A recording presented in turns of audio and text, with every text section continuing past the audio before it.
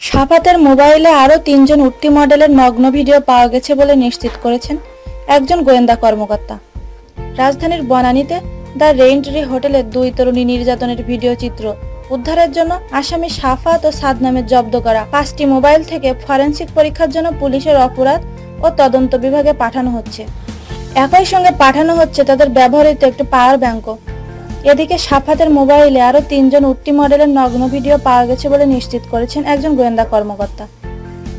মামলার তদন্ত কর্মকর্তা ডিএমপির ভিকটিম সাপোর্ট সেন্টারের পরিদর্শক ইসমতারা এমি জব্দ করা এসব নমুনা ফরেনসিক পরীক্ষার জন্য আদালতের অনুমোদন চেয়ে আবেদন করেছেন।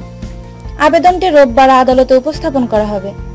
আদালতের অনুমতির পর তা সিআইইউতে পরীক্ষার জন্য পাঠানো হবে বলে নিশ্চিত করেছে আদালতের সাধারণ নিবন্ধন শাখার কর্মকর্তা আব্দুল মান্নান। আবেদন করা ডিভাইসগুলো হচ্ছে আসামি শাফাত ও সাদনামের কাছ থেকে জব্দ করা ইংল্যান্ডের তৈরি একটি মোবাইল ভার্স হ্যান্ডসেট, ওয়ালটনের 10 মডেলের মোবাইল, হুয়াওয়ের মোবাইল ফোন একটি, নোকিয়া মোবাইল ফোন, আইফোনের একটি এবং একটি এইচ ডেল্টা ব্র্যান্ডের পাওয়ার ব্যাংক। এর আগে গত বৃহস্পতিবার মহানগর হাকিম আহসান হাবিবের আদালতে শাফাত আহমেদ ও সাদনান শফিক হাকিম সাব্বির ইয়াসির আহসান চৌধুরীর আদালতে স্বীকারোক্তিমূলক জবানবন্দি দেন। পরে তাদের কারাগারে পাঠানোর নির্দেশ দেন আদালত। আমাদের এই ভিডিওটি যদি আপনাদের ভালো লেগে থাকে তাহলে প্লিজ সাবস্ক্রাইব করুন, লাইক, কমেন্ট এবং শেয়ার করতে ভুলবেন না।